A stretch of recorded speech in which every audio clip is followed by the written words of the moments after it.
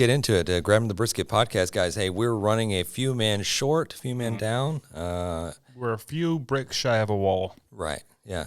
Jan is Matt's home tending to a sick kid. Alex is holding down the.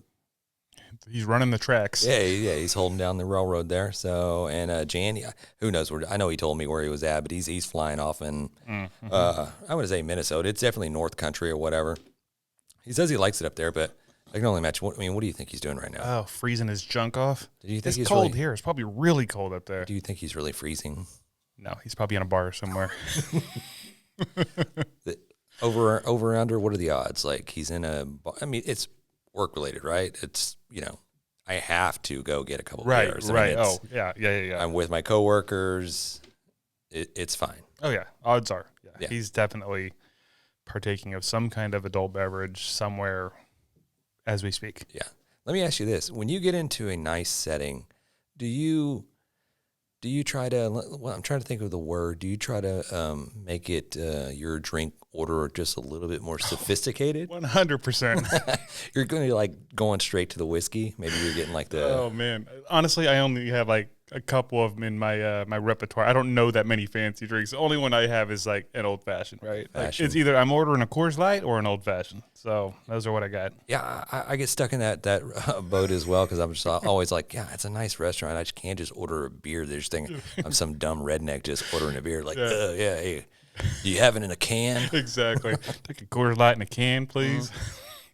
So I'm always going into like with the whiskey and Coke or the old fashions and then probably like a couple deep. And I'm like, why did I do that? Like I don't know, man. Sometimes they're good. I mean, usually the first like 3 drinks, you're like, ooh, choking it down. Cause at least for me, I don't drink whiskey that often. But once you've got one down and you're on your second one, it's like, yeah, all right, came on. Then the magic happens. The alcohol doesn't taste alcohol-y anymore. No, I feel like that's some of the best drunk I can get is that old-fashioned drunk. Yeah, I just, me and liquor, I guess we had like a falling out a while back. Like it just, every time I got into it, it's like I'm saying, I start drinking them and then you start pouring them a little bit heavier and you start pouring them a little bit more heavier. And then next thing you know, you're just, whatever you're mixing with is just, now that's getting lighter and lighter. Right. You know what I mean? So then it got to the point where it's like, just right into the stomach, right into the bloodstream. And now I'm like, damn, I'm tanked. Like, what happened? With beer, I can kind of just manage it. Yeah, I have a beer here too, whatever, no big deal. But that liquor hits you like straight. But yeah, sorry. You're right. No, you're right. And everyone gets a little bit stronger. So you have 4 beers, it's nothing. You have 4 drinks. By the 4th one, it's 80% alcohol, and you're shitty. Yeah. So I'd imagine that's where Jan's at right now. Shitty. Yeah, he's probably shitty. Yeah. Okay. So I think we officially gotten to the season where everybody sends their chili pictures to Rich O'Toole. I saw like 4 today. Yeah. No beans in this one. No beans. Yeah. And for me, it's comical. I like seeing it because I actually don't eat beans. Right. So I actually prefer chili with no beans in it, but I don't really care if somebody has beans in it or they don't put beans in it or however they want to do it. You put 5 beans in it. Good for you, man. But I love the just poking the bear and just like. He eats it up too. He loves it. Oh, right? I think he has a T-shirt made or something like that. Does he? Yeah. Oh, we'll have to get one. Mm-hmm. Yeah, we need to get him on again. It's been like 2 years. It's been a minute since we've had him on. Yeah. Well, I think he lives here local. Maybe we can get him one day swinging by Pearland. Maybe we can get him in studio. In studio? Rich O'Toole, yeah. That'd be awesome. Okay. Well, speaking of getting drunk and getting shitty, not really chili related, but we went out this past weekend. We had a birthday. Yes. Alex's oldest. Yeah. Paisley, happy birthday. Actually, it was my son Maddox's birthday too, so happy birthday, Maddie. He didn't get to go. Nope. We were at a piano bar, and they wouldn't let him in. He had to wait outside. No, he did not come. But it was a fun time. I don't know if the listeners, have been to any of these dueling piano bars. So it's much more fun than it sounds like. Yeah. And okay, so my 2 cents, one of my two takeaways is I like it, but I don't like those places because I don't call you out. Right. I don't want to be front row. I don't be front row Joe. You learned that one, didn't you? I learned that one. And I got into that. And literally I'm trying, I'm definitely the introvert and I'm trying to engage in with what's going on, all this song. So I was trying to think of a song. I was like, God dang it, I can think of the song, but I can't think of the artist. And I pull up my phone just to do a quick Google search of what the artist was, and all of a sudden it's like all the fucking pianos just stop, and they all just stare at me. Like the screeching record. Right. Look at this jackass on his phone. Like, oh, hey, you sorry. Had a flashlight pointing at you. Sorry to interrupt you. You know, everybody's having a good time. I'm like, oh, my goodness. And he's like, hey, by the way, why don't you just come up on stage? And I'm like, I don't want to do that. Fine, okay, I'll get up there. And then, of course, they, you make the mockery out of yourself, or whatever, you have a good time. Thank goodness they allow you to get a couple of drinks in before all those shenanigans start happening. But it's expensive. Like it is expensive. I mean, you just can't get out of there without spending like a couple of bills like per person every time. Yeah, and then once every, I think there's Jason, our buddy Jason. I think he bought like 14 shots. And I think Jan bought like 14 Jello shots. I'm like, damn, I bought a round of those too. Oh yeah, and I'm like, okay. I mean, you guys are just taking out like second mortgages trying to get these drinks on. I'm like, dude, I'm good with my Coors Light, man. But nah, yeah. But I think the one of the fun things that they had an interactive TV. Oh, that was new. To where you can sit there and take pictures, and it'll flash up on all the TVs going all the way around this piano bar. Yes. And I think that was the most fun we had of the whole night. You know what I mean? It was great celebrating Paisley's birthday, and we all got to sing songs or whatever. But we put up, grabbing the Brisket logo up on the big screen. It was up there on the screen, yeah. And there's quite a few screens in there. Mm-hmm. We were one of the first people in there, too, and I noticed it like almost immediately. So like one of the first pictures I put up there was of Hank, my golden doodle. So every 30 seconds or so, there's Hank on the big screen. Yeah, I was just cracking up. Maybe I was just drunk, and it was funny because I was drunk, probably, but it was funny as shit. I don't know if they go through any type of censorship process. Did not seem like it. But I mean, you can probably just throw up some crazy stuff up there, and it would just get, blasted to everybody in that bar. Yeah, I had a lot of pictures of Jan up there. Yeah. A few pictures of my wife, like in very just weird poses. So she really knew I was taking a picture. Yeah. She's sticking her tongue out at me. But I mean, great time. We had. I think my head definitely did hurt the next morning. I'm not going to lie on that portion, but we got up. I think we did a little cooking. Nothing too major. I still need to get that Thor's hammer, that beef shank out of the. We got to cook that. Yeah, it's still in my freezer. So I think my plan is to go home tonight after we record here, bust it out, and then let that thaw for the weekend and try to get cooked on Saturday. So definitely a bunch of content coming your way. I'm going to do some Google searches. I think we talked about this before. It's like I'm going to treat it kind of like a brisket, but I need to figure out how I want to wrap this thing up. I was like, I don't really care about, you see them all just like cooked, just standing up in that position. And I'm like, okay, I like that. But I'm like, when I go to wrap, I was like, I don't know. I got to think about how I want to do that. I think you need to cook it as a brisket. Pretty much, yeah. You need to smoke. And at some point, you do need to wrap it and braise it because it's going to, if you don't, I think it'll just dry out. Yeah. But yeah, I think if you leave it standing up, but you just like maybe a double layer of foil and just kind of wrap it up around, you only got to go around the meat, right? Get it on there tight. Add a little bit of whatever you want to add in there for some juice to start, what do you call it? Basing, I was using. Yes. Yeah, I thought about taking an aluminum foil pan and then on one end just kind of notch out just a little half circle on one end so that bone can kind of stick out and rest. Yeah. And then I can just throw a layer of foil on top of that, and I can fill it up with beef broth and aromatics and all that type of stuff, and just let it go low and slow. I think that you have to go low and slow on those things. The hot and fast, I mean, yes, you'll get it to where it's pulling off the bone, but I don't think the meat really. There's too much shit in there. It needs to break down. Too many like collagens and stuff like that, because this is part of what the arm, the shoulder, somewhere in the leg region, the legial region. Whatever the scientific cow term is, the legumes. I'd imagine it's a muscle that's worked pretty heavily, so it's going to have some type of tenderization going on. Yeah. Are you going to do it on the drum, or are you going to do it on the offset? I'm going to do it on the drum. Okay. And that's the only thing. I was like, is it going to be too tall if you stand it up on the drum? I don't know how much space there is, so you may have to find a way to do it laying down. Yeah, I think I might just lay it down and just rotate it ever so often and just try to get a nice color going all the way around. Sounds good. Sounds good. I know people put like red wine and stuff in there when they braise them. I don't know. I'd never really cooked with wine, but yeah, I mean, we did so Halloween a while back. We did. Jan brought some steaks. Typically, we do some hot dogs, and either friends, neighbors, people stopping by. Oh, here's a hot dog. So we do hot dog and chili or whatever. So Jan went and bought a couple steaks as well, and so he's like, "Hey, I want to try." I didn't have the Vac Master ready to go. He's like, "I want a Vac Master." I'm like, kids are showing up trick or treating. I don't have time to bust that out. So he's like, "Okay." So he did a red wine, soy sauce type marinade on one of the steaks that he did, and the other one we went just typical dry brine seasoning. Not really dry brine because we didn't let it go that long, but just I did the Bad Byron's butt rub, and I think Goldie's all-purpose with a little Worcestershire sauce as a binder, and man, that was delicious. I mean, the red wine marinade was delicious as well. I don't know which one was my favorite. They were both equally good.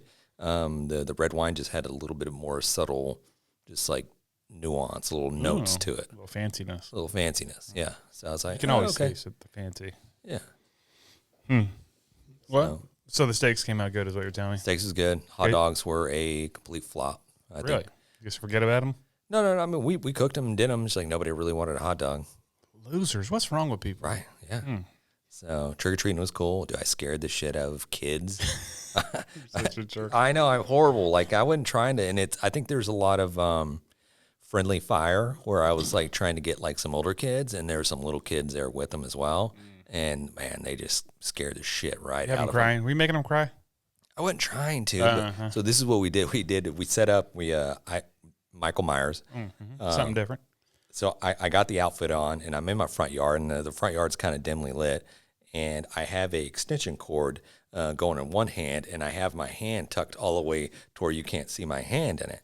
And then the other one's kind of like tucked, I had a glove on it. And so then I'm like in the front yard stiff, and then I'm just like doing the mannequin, just like I'm a robot out there.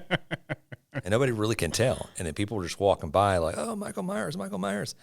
And finally, our neighbor, he came over, Jay, he said, "Hey, man, the new little robot that we got." He's like, go check it out. Go take a picture with it. And people are like, "Oh, cool, badass." And they're over there getting behind me and just like sitting there taking a picture. And I'm just like, put your arms around them.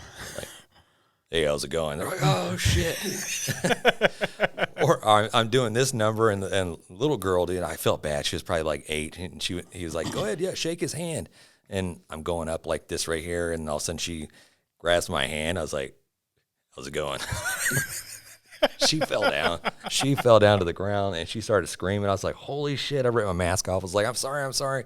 And she was hysterically laughing by that point. I was like, "Oh, okay, I don't feel so bad." Oh, man, you're such a jerk. I love it, dude. Every year, that's what I look forward to. Oh, man. But it's not Halloween. It's on to Thanksgiving. Yeah.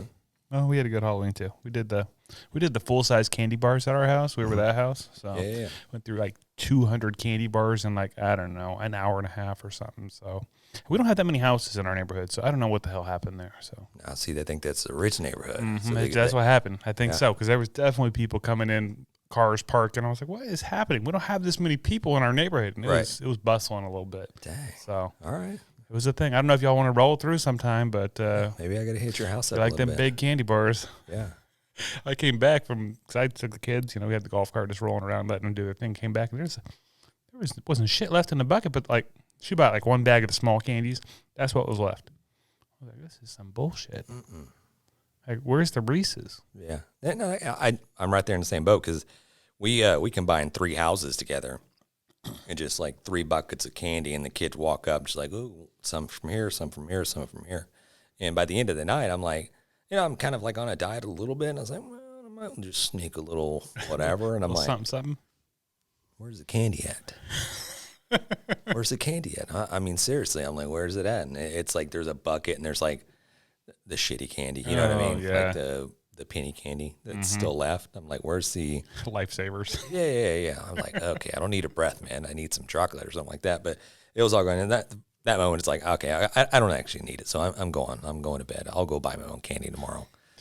But you won't. You No, won't. I didn't. Yeah. Yeah. And Emma, my youngest, she didn't go trick or treating, so she didn't have her candy haul that I can just dispose of. Mm-hmm. Let me just take it to work so I could just dispose of and just give it to everybody. That didn't happen. Dang it. So she's done. She's done. I think so. She dressed up. Okay. Well, that's good. She just didn't want to go around, so I don't know. All right. Well, I guess it is what it is. I still got 2 of them that are in the thick of it. Mm-hmm. So. Yeah. Did you see any? No. We'll get off Halloween. I don't know what we got stuck on that. Let's let's go into the barbecue news, man. I don't know if I'm hitting you too early with that, but no. I think I can do that. Let's keep this thing going. The hot off the grill barbecue news. I'm John Lakerbo. Here's what we got. Barbecue News Magazine, our partner for this little thing we do. They're doing a free sample issue right now. If you guys haven't checked out the Barbecue News Magazine, that's available. Go to barbecuenews.com, get yourself a free sample issue. Fall in love and subscribe. Speaking of them, they have a new, I don't know what it's called. It's another publication. It's called The Future of Q. I don't know if we've talked about this before, but some of the youngsters in the barbecue, the Riley Wrights, the Cadens of the world, have come together, and they're doing their own publication through Barbecue News Magazine. Lots of recipes and stuff like that. But they're doing a giveaway right now on their website, futureofq.com. I'll put links for all this down below so you guys don't have to remember any. I don't want you guys trying to write down any of this stuff while you're driving to work. So there's going to be a link. You can go back and look at it in a minute. A little recap stuff.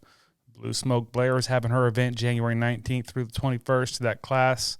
Barbecue Legends, we talked about this a couple times already. I'm not going to go through the whole spiel. There's still a link below. You can get signed up for that. We will be there one of the days. So get signed up. Come hang out with us. Eat some badass food. And maybe learn a thing or two. Also, the NBBQA Awards of Excellence. We talked about this one too. There's a link below. Get yourself signed up. Whatever it is barbecue related, there's a competition for it.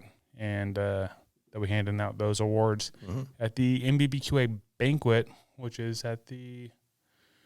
it's in San Antonio? Yeah, in San Antonio at the big NBBQA conference. So we'll be at that one too. So get into all these things. And then the last thing I got here is the Barbecue News Magazine's Rubs of Honor winners. I don't know if you saw they announced the winners for that. I did not. There's a lot of them. I'm not going to name them all. Maybe I'll just name the first place for each category. First place in beef was Desert Sand by Hedgehog Barbecue. Never heard of them. Yeah, probably need to try them. Yeah. Pork was first place was Chef's Beef Rub by Burger Chef Rubs and Sauces. Some of these guys got to work on the names, I think, but little mouthy. Yeah, there's a lot of words, is what it is. And then for seafood, Rick's Rub by Fogel Bottling Company was first place in seafood. And then in chicken, you might recognize this name, the Pork and Rub seasoning by Blazing Star Barbecue. Congratulations, Mike. Big Mike, yeah. So, and there's a whole lot more. They listed, I think, the top 10 in each category. There was a lot of entries. And I'll put a link for that, too, if you guys want to go and see. Maybe you entered. Maybe you just want to find a new rub. And you can do that there. Down below, there's going to be a link for it. Okay. My one question is, is there an age limit on the kids, the future Q? Are you trying to be a future of Q? I mean, I could be, right? Are you saying I'm in the present or I'm in the past? You're the history of Q. Right. No. Well, I'm not trying to go backwards. I'm trying to go forwards, John. Can we get that publication where we're in the future? Okay. It's the prime. Right. Right. Mm-hmm. Back to the future. Back to the future of Q. That's where I'm going to be. Now to sports with James. Anyways, that's what we got for the Hot Off the Grill barbecue news. All right, I guess we'll pay some bills here from one of our friends in the Oddpods Media Network, and I think Frank has something he wants to tell us about, or a question he wants to answer, or something like that. So let's go, Frank. You know, smoking meats isn't just cooking; it's an art form. The aroma, those deep flavors, the patience. It's a whole experience. And behind every great artist, there's the right set of tools. If you're aiming to build your own barbecue pit, or dreaming of a custom design tailored just for you, SmokerBuilder.com has your back. Led by Frank Cox, their expertise is unmatched. Offering blueprints, kits, and insights, they turn every barbecue dream into a flavorful reality.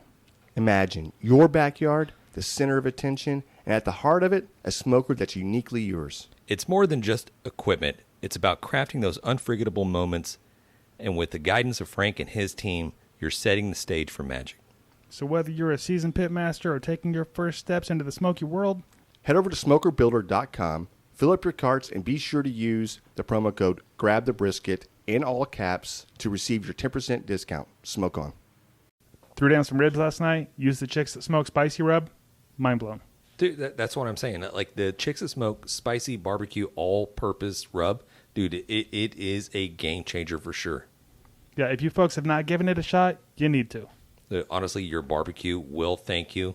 Chicks That Smoke, it's at Sucklebusters.com. You know, whether it's a casual backyard grilling session or high-pressure world barbecue competition, one thing's certain. The drink by your side needs to be ice cold. Absolutely, and that's where YETI Coolers come in. Every time I'm grilling in my backyard, I trust YETI to keep things cold. And in the midst of barbecue competitions, with all that heat and intensity, YETI's a game changer, ensuring those drinks stay chilled. So whether you're perfecting the burger flip or aiming for barbecue gold, YETI's got your back. Here's to cooler moments, no matter where you grill. Cheers. Hey, you there. We've got a question for you. Are you tired of clickbait stories and the loudest voices driving discussions in culture and entertainment? If so, I'm Dylan. I'm Kendall. And I'm Corey. And we host the podcast From the Middle.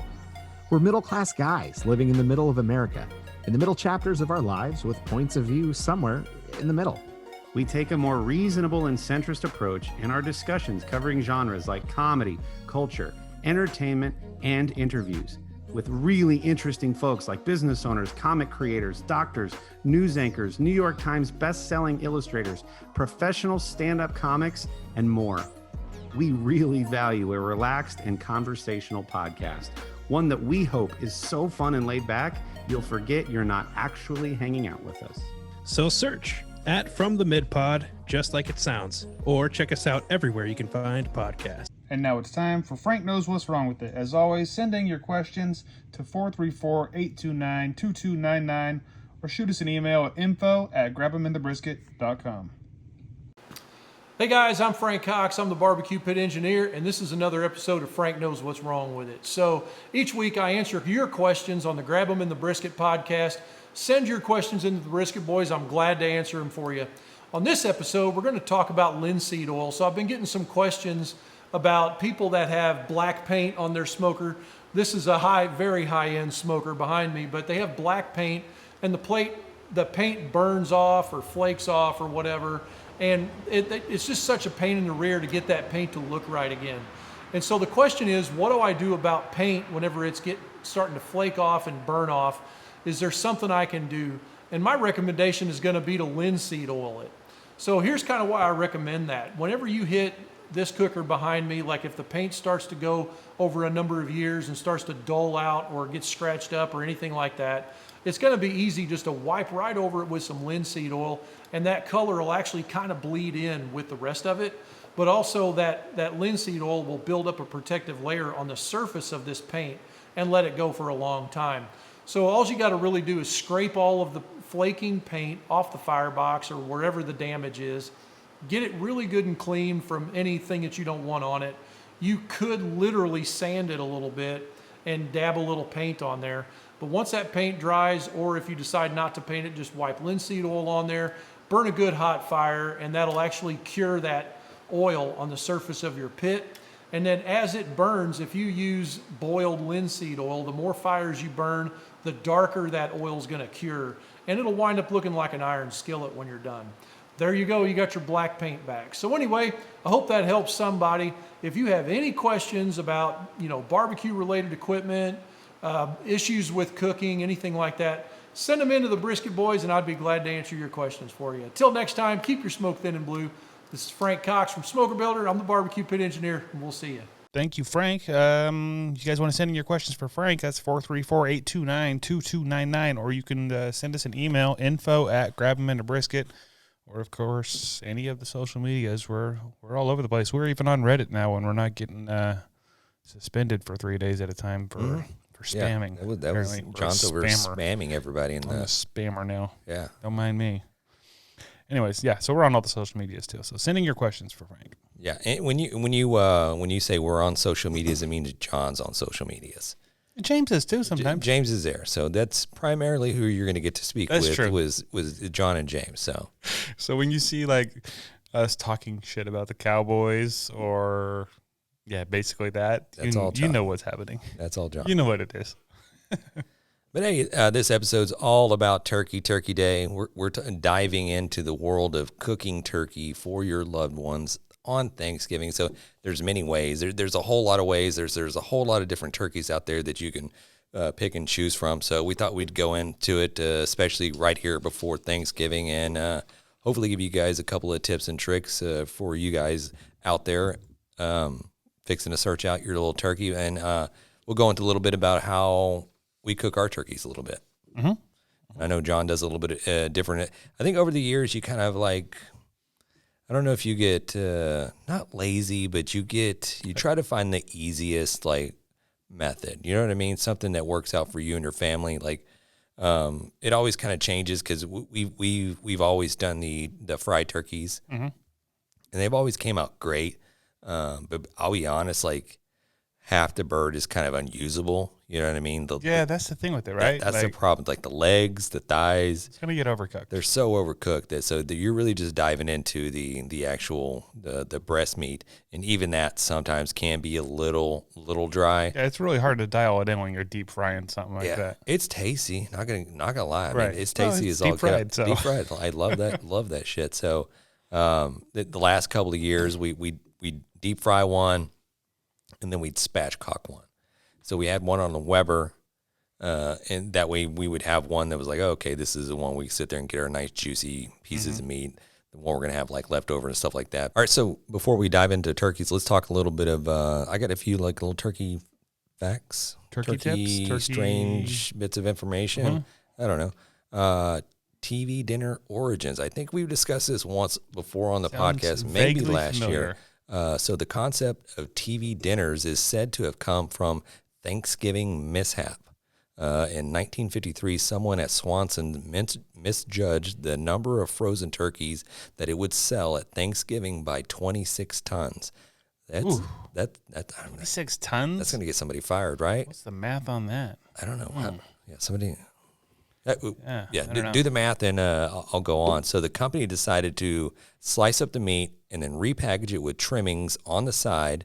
Thus, the first TV dinner was born. So they had a shit ton of extra turkey and decided Just cooked it, all right. put some sides together with it, and slapped it into a TV dinner tray. So, Well, yeah, okay. So if we're talking about 15-pound turkeys, that's about almost 3,500 extra turkeys. If they're 15 pound, I don't know what the average turkey weight is. I feel like 15 to 18, maybe. Yeah. I don't know how big a turkey is. Yeah. Anyway. Also, the Great Thanksgiving Cranberry Scare of 1959. Some of the stuff, it's before the internet. Right, so things got scary easier or what? Something spreads, and all of a sudden it's like, okay, so weeks before Thanksgiving in 1959, the Secretary of Health, Education, and Welfare announced that some of the cranberry crop was contaminated with a weed killer that caused cancer. This led to a nationwide scare with many foregoing cranberry sauce for their Thanksgiving dinners. Oh, brother. That's just like, how long did it take? Like, this pre-internet. How long did it take for the news to scare people? It's 59. I guess there's. Well, yeah, I mean, they had papers rolling around, so yeah. There's probably TV news, right? I don't know. Yeah, I think what news was like invented in the 70s or something, John? I have no idea. It's all before my time. I'm not as old as you. They had black and white like TV news anchors, like. What? I'm talking about the television, John. Yes, I'm Ron Burgundy. Exactly. All right, let's get on to turkey talk. Yeah. So you're right. There's a ton of ways to do it. There's obviously there's the smoking method. There's the frying method. I know I see you doing a lot of just the breast assist without the whole bird. Dude, that's my favorite. And I think this episode will probably drop like maybe the week before Thanksgiving or somewhere in that area. And maybe we'll put something out sooner for the people. Yeah, go by your HEB, go by your grocery store, and I think it is it's Honeysuckle that puts it out there. You just buy just a 5-pound turkey breast just by itself. It has the skin on, it's deboned, and that's my favorite way to smoke a turkey bacon. This is basically the same turkey that you're getting at all these barbecue restaurants. Yeah. It's super easy to cook. It always comes out just tender, juicy, flavorful. You can put whatever barbecue rubs you want on it. You can do injections, however you want to play it up. I usually just keep it simple. You know, you have the whole Texas method where it's just salt and pepper or whatever. But usually I do a little Byron's bad Byron's butt rub on it, and I'll throw a little pepper on there as well. Smoke it for like maybe an hour or so, and then once it gets enough color, I'll just take some butter and then throw it into a full wrap and wrap it up, and I'll put a probe in it. And once it reaches 160 internal, pull it. I mean, it's probably depends on how hot you have your smoker set up, but it could take anywhere from like maybe an hour and a half to 2 hours, and you're done. Now you have this like 5-pound turkey breast, and I do it like all throughout the year. I was going to say, I know you do this all year long. It's so much more economical for you to do that than going to the deli to get rip off a pound of that boar's head. And it's meat. Not like loaded with freaking salt and nitrates and all the other shit. Correct, yeah. And then you're just like, so okay, much better. If you want to make buffalo flavor, you'll make buffalo flavor. If you want to do cracked black pepper, it's endless. And I'll just get it. I don't have a slicer, but I'll just get my slicing knife out and just try to cut it as thin as possible. Slicer. Yeah. And my kid's like, she's got to the point where she's like, she requests it now. Like, she doesn't like the store-bought deli meat. It's always good. Because it's very just loaded with, I'm going to say the nitrites, but you get that very deli Tastes meat. like salty meat juice, like not good. I don't know. Sometimes I rolled by there the other day, and I was like, and I'm not knocking on HEB. I mean, we love HEB. We love HEB, but they have one of these standalone coolers that is like in the middle that has all these like pre-cut deli meats already out.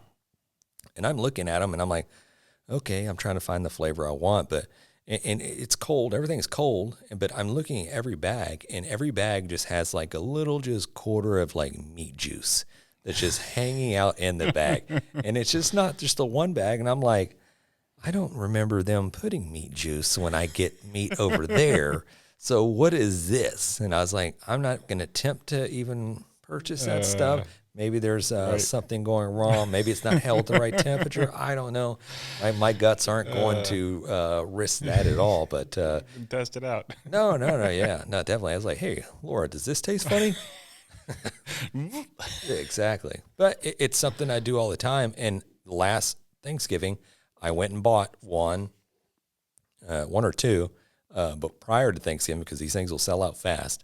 And I threw it in the freezer, and then about a week prior to the Thanksgiving, I pulled it out, let it thaw, good to go. But other than that, we'll go the spatchcock version of it, and then that is my second favorite way to cook a turkey. Yeah. I think that's now it's starting to become a little bit more prevalent. Yeah, it's pretty mainstream. People know what that is. If you cook barbecue at all, you know about spatchcock. Yeah, I still get that. I still get that like that person at work. I still get that. Maybe my boss. Hey, Ron. You listen to this. He was like, I think he did a chicken. He's like, yeah, man, no, maybe it was another coworker. He's like, I cooked this chicken. It turned out badass. It was so good. He's like, and what I did is you take your shears and you cut the back bone off of it, and then you turn around, you make it flat, and then you cook it that way. And I'm like, do you roll with it, or do you call them on like, yeah, it's called spatchcock? I was like, oh, do you mean spatchcocking? They're like, what? It's like, oh, yeah, spatchcocking. Yeah.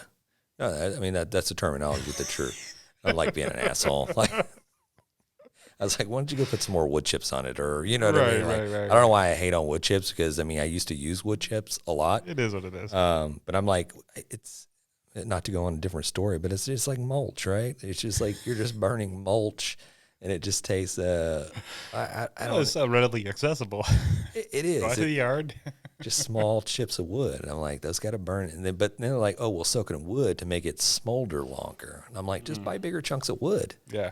But Soak it in water. soak it in water. Yeah. So that's my two preferred methods to cooking turkeys. But I know even before that, you can get into the whole, what kind of turkey do I get? I mean, because you roll in there, like me personally, I get that, not really anxiety. It's like, oh, I'm going to pick up a bird, and you get there, and there's like 40 different brands, and there's like 40 different styles, and you're just like, which one's the cheapest?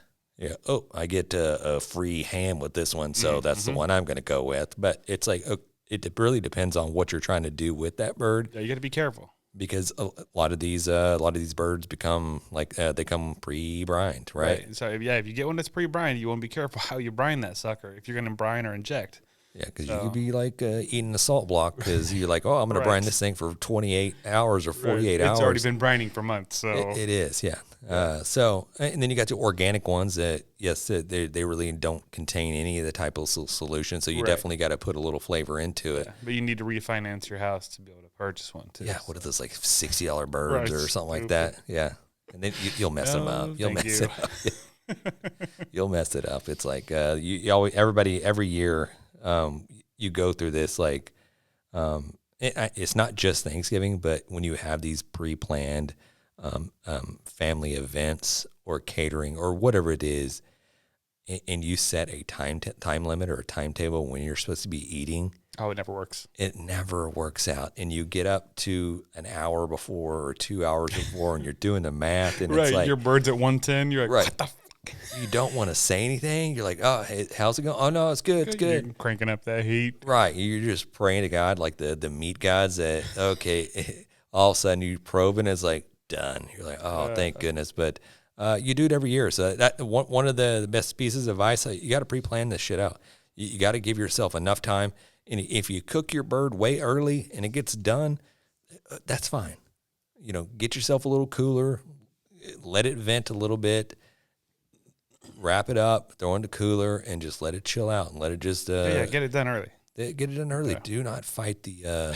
I mean, don't be that guy. Yeah, then you're going to end up on the BBQ fail of our podcast, and then but shit, you might win yourself a smoker or a yeah. That's awesome. Yeah, for sure. So definitely look and see if it's brined or not. And it's not necessarily going to say on the package brined. It might say in a solution of whatever percent salt or whatever the hell it says on there. But look out for that for sure. And you're right, spatchcock is the way to go. If you're not going to do just the breast, spatchcock it. It's so much better than doing it whole. You're going to get a more even cook. Last year I did, it wasn't actually for Thanksgiving. I think it was before Thanksgiving. I was just playing around with some turkeys or whatever. But I did split like we would do for like a competition with the chickens. So you did split it in half. And it came out great too. You can do that too, but the presentation obviously is not. It's not the same, right? Like people want to see the whole bird. Another thing you could do if you're going to do for a lot of people, maybe just do a smaller bird, and then do yourself a couple of the breasts on the side, because I feel like a lot of people want that white meat anyway. So yeah, definitely. Yeah, I think a lot of people they want to go for that wow factor, right? They're feeding like 4 or 5 people, but then they go buy like a freaking 20-pound bird, or you know what I mean? Right. That's going to take like hours to cook. You know what I mean? So not necessary. I think you when selecting your bird, size matters depending on what you're going to do with it, how you're going to cook it. More specifically, if you're going to fry it, you don't want to go over a certain poundage when you go to fry this thing, like 12 to 15 pounds max. It really just can, because a lot of the commercial pots that you get with these turkey fryer kits or whatever it is, they're not equipped to hold like a 20-pound bird. Right. Even if you do, it's going to take, what is it, like 3 minutes per pound? I got to go back. I have no idea. Yeah, so somebody looked at, get a chance to look that up, see how long. I think it's 3 minutes per pound. For frying? So for frying. So if you had a 20-pound bird, what's the math on that? Yeah. Okay. We'll circle back. We'll circle back. Circumvent that one. So a few little tips and tricks. And some of these may be kind of generic, but we can just touch on it a little bit if we want to. Indirect grilling, preheat your grill to about 325 degrees to mimic the oven roasting process. Now, I know it's always kind of hard to jump in there as far as setting a grill to a certain temperature. So if you get it at 350, 375, 300, you're probably golden. It just may just take a little bit longer, or it may cook a little bit quicker. So were you asking for a 20-pound bird, how long it would take?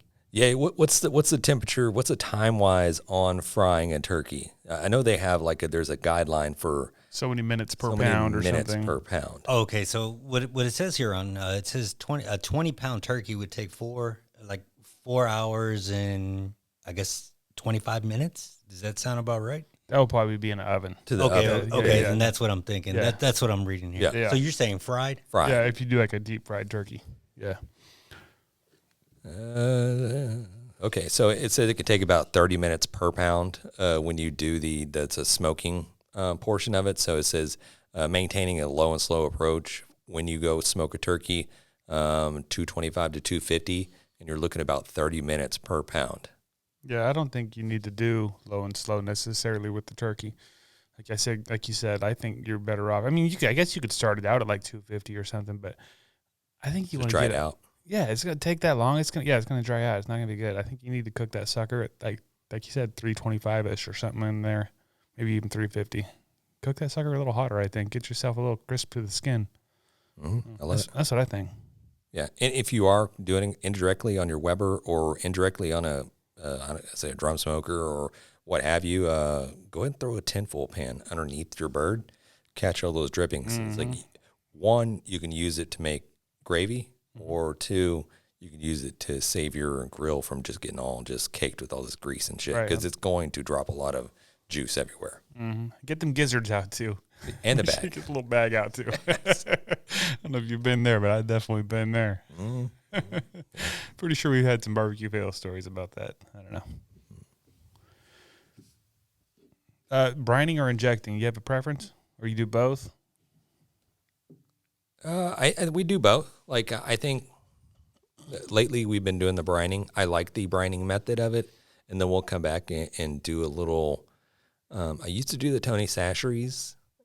I kind of got away from that just because I don't know, for some reason that's just not hitting my palate like what I want. That it's just that salad dressing-y Tony's Yeah, a little oily type flavor, the butter, Creole butter. So, but what I really been kind of digging is just getting some of these poultry injections as far as some of the stuff that we use in our competitions, whether it's the Lucky Charms foul play. That's what I used lately.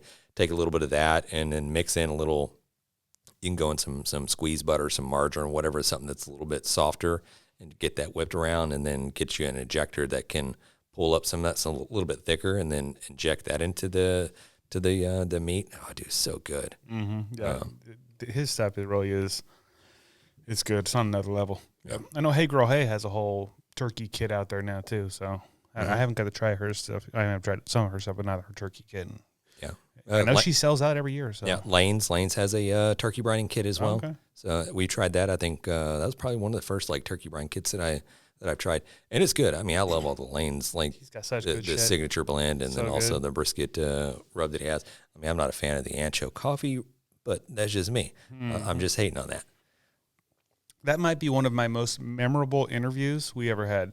I don't remember a lot of what we talked about. I do remember him saying, "Hey, I got to go. I'll be back in a bit." He came back and said, "Sorry, my restaurant was on fire." Yeah. I was like, "Wait, what?" That was crazy. Craziness. Anyway, so and there's I guess if you wanted to get fancy, you could try out the old frog chicken method on the turkey. I don't know how that would look on your centerpiece of your Thanksgiving dinner, but Yeah, I can only imagine. yeah. Sure looks good, Clark. You know what I mean? No, actually, I think it'd be Cousin Eddie that'd be cooking the frog. right. This homemade ketchup, Eddie. Yeah.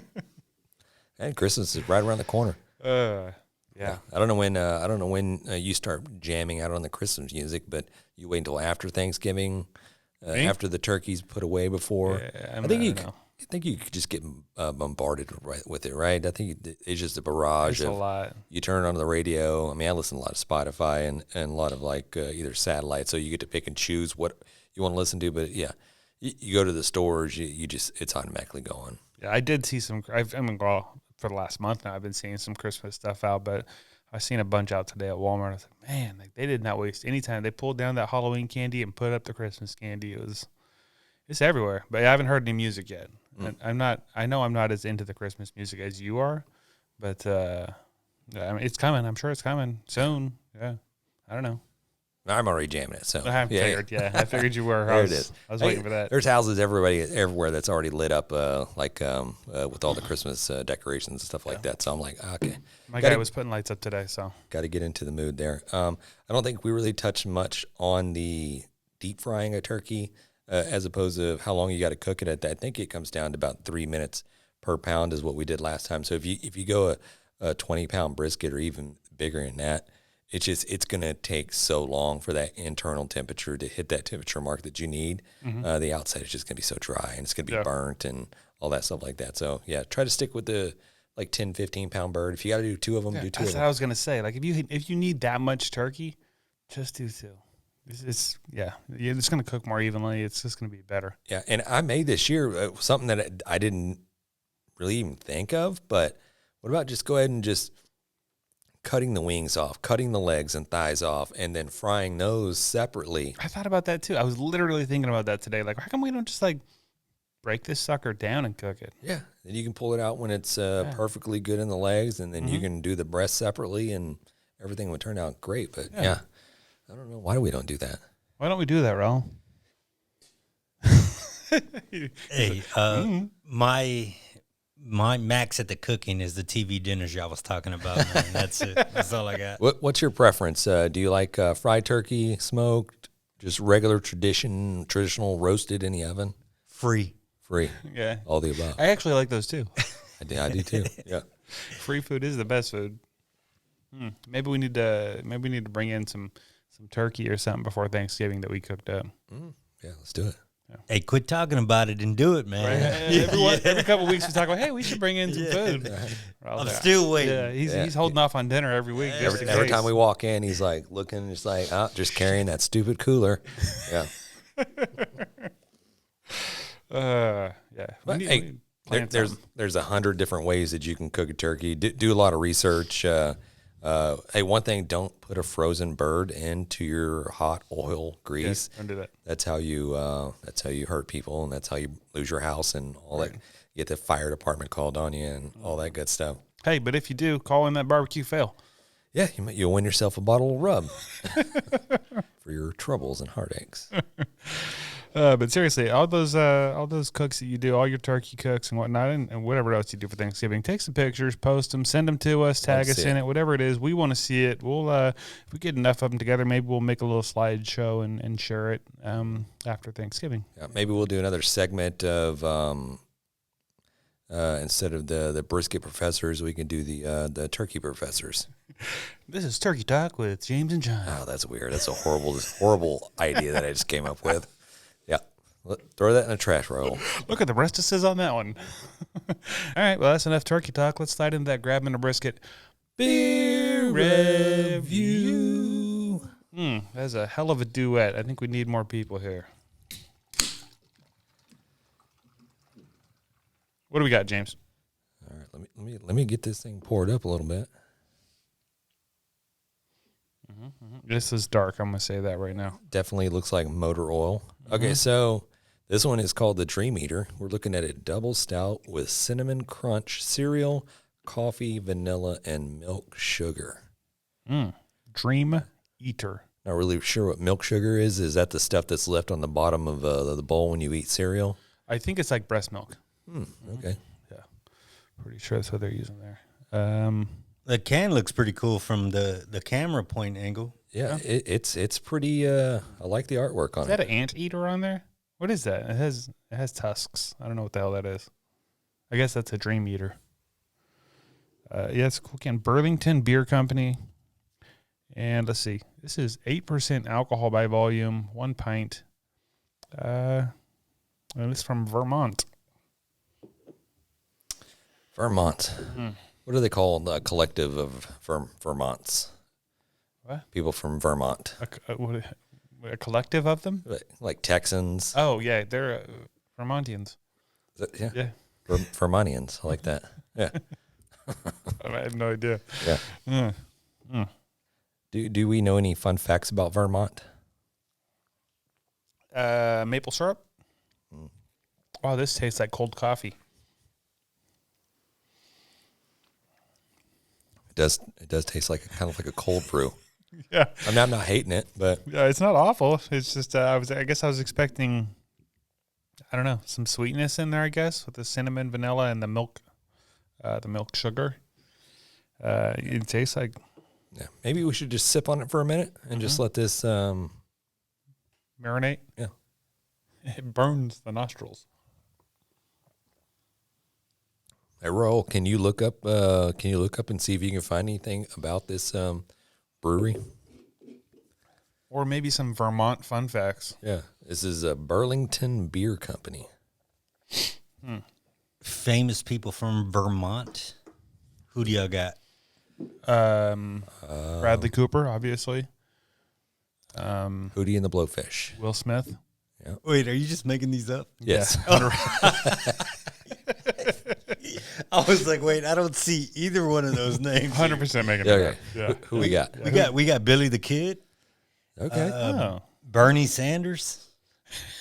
All right. Yeah, Bernie. Is he still around? Yeah, I think he's doing his best impression of Weekend of the Bernies. Yeah, he is. Let me check out some fun facts. That was it. Just a couple of criminals. Yeah.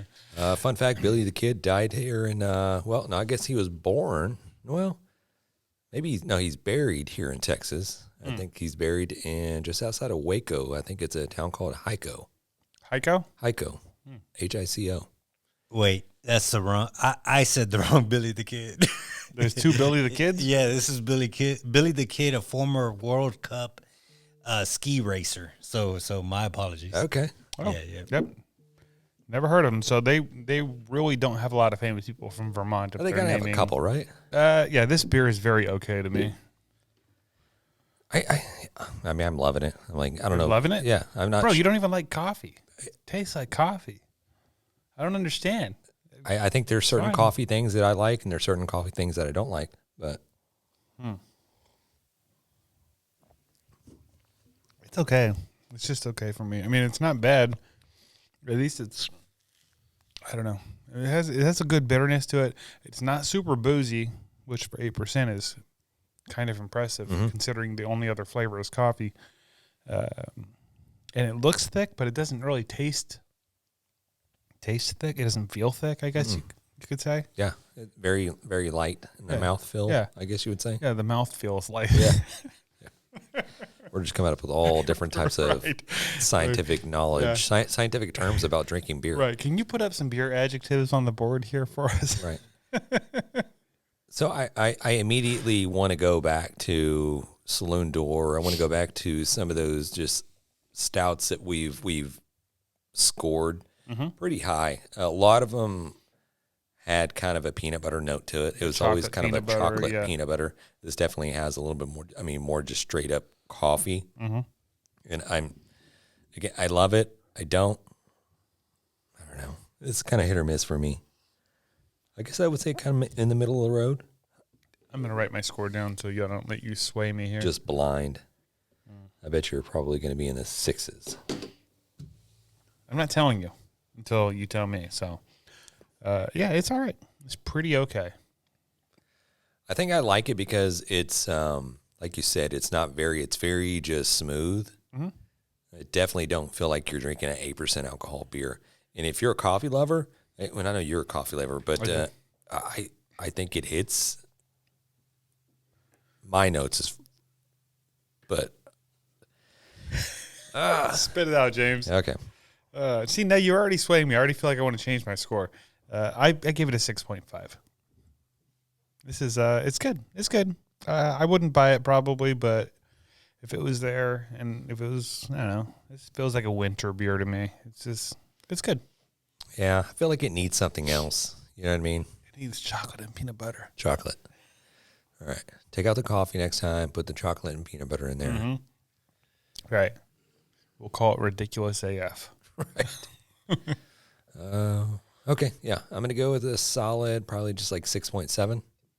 I like it just a little bit better than what you do. Yeah. Well, okay. Well, maybe I want to change mine. Maybe I like mine 6.8. I don't know. Okay. Yeah. Anyway. Can't change. Yeah. No changes. Okay. Well, thanks for bringing it. I think you have a couple more out there in the cooler. Let the guys try them.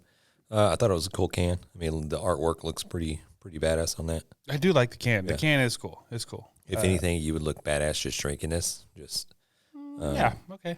All right. Speaking of I remember back in the day when we saw artwork, like just the stickers on cans. Jan would give it so Jan much just shit. like, oh no, trash.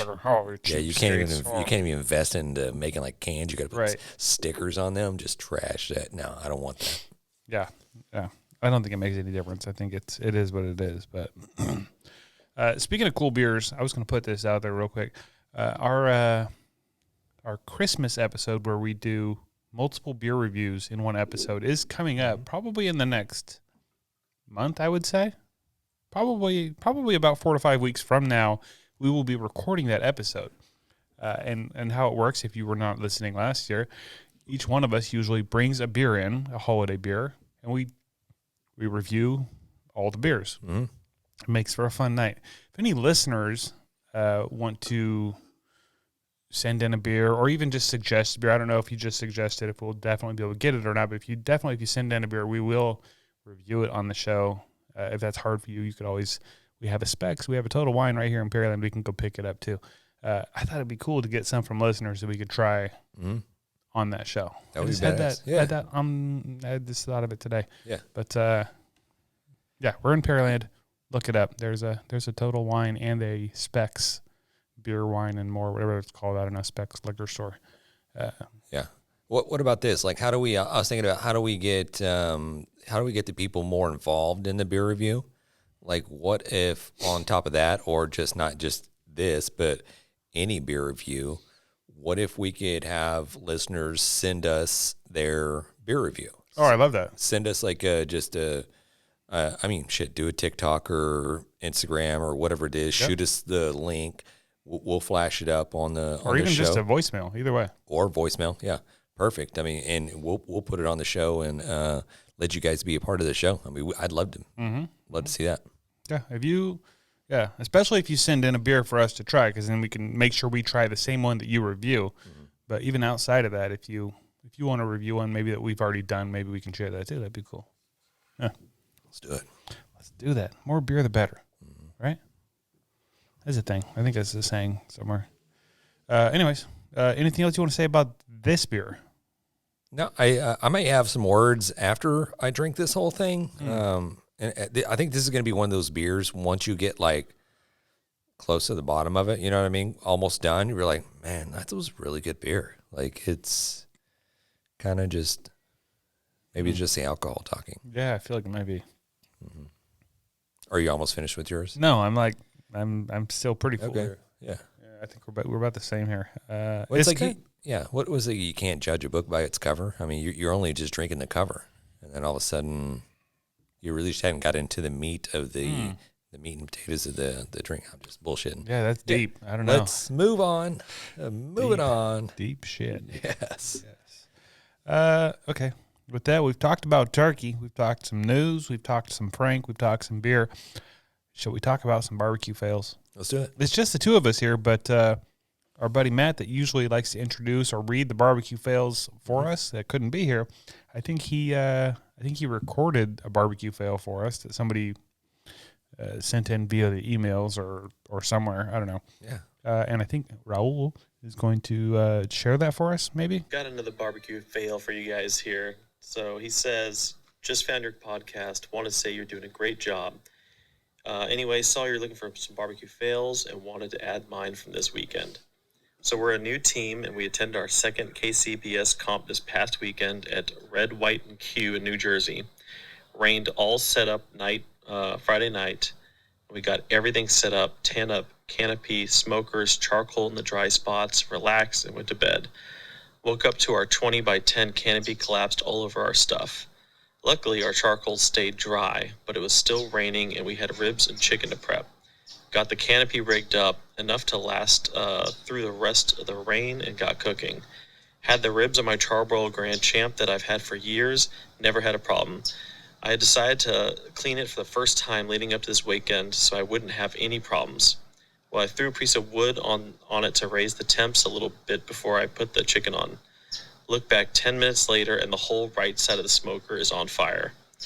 Quickly pulled the ribs off, choked everything down, got it back under control, and finished the cook. But man, that was a hectic morning for our second ever non-local comp. And we didn't come in last, so I count that as a win. Brian from Backwoods BBQ. All right. Appreciate it, Brian from Backwoods BBQ. Yeah. So he was sharing a barbecue fail, but he counted it as a win. I like how he put that in there. Like, hey, it wasn't like I didn't come in last, so it's not a fail. But no, I think, Mother Nature, she threw a wrench in things, and that's one of those things we always talk about. You got to adapt and overcome the issues that you face on the comp trail, because that's the bigger thing. It's something's going to have it. I mean, I don't think I've been. It's a handful of cook-offs that I've been to over my 10-year of where everything just went smooth. Right. It's pretty rare that you're like, oh, it's great weather. Everything went the way it was supposed to. It's always something. Yeah. Yeah. We went one where we went to is it here in I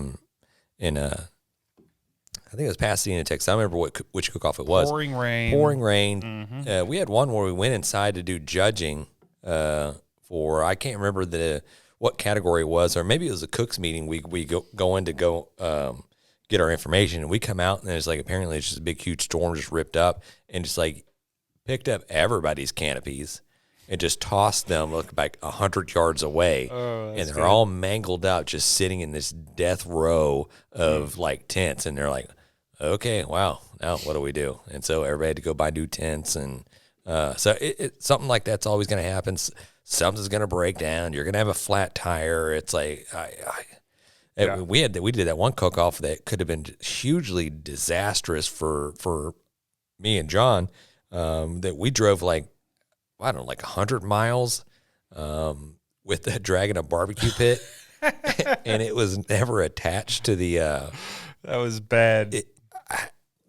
Look, the good Lord was on our side that day, but it was one of those pit maker pits, and didn't have the pin in. It didn't have the pin. I mean, it fit over the ball, but there was a little pin. It was clasped, but there was no locking pin. Correct. Went over that speed bump. We got all the way there into this park in about 40 feet from you could see the campsite. Where the campsite is. We go over a speed bump, and the damn pit comes off the hitch. That sucker could have passed me on the freeway. I had my kids in the car, man. Yeah, no, I know. That's scary. Yeah. So, hey, FYI, go check that. Make sure that's the first thing you check. I check that every time. Exactly. Tell you what. But hey, congrats. I know you got your choice of any Sucklebusters seasoning that you want to get. Sucklebusters. Everybody wants some Sucklebusters. What was his name again? Brian? Brian from Backwoods BBQ. Okay. Yeah. Hey, congratulations. That is fantastic. What else we got? Anything else? Anything else you wanna yap at real quick? No, I think that's all I got. I mean, obviously this is a sad part of the episode for us because we're ending it, but obviously the listeners, you can just skip next and you can go right into the next episode. Right. So, or the last episode if you haven't heard that one. Honestly, hey, it's been great talking barbecue. Peace.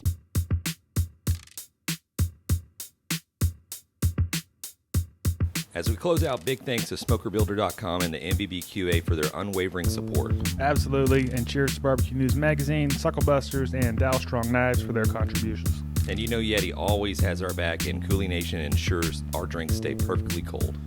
Lastly, props to Cambro Manufacturing, and of course the Spicy Nut, the Chicks that Smoke Seasoning. Thanks to all for powering this show. Until next time, keep smoking.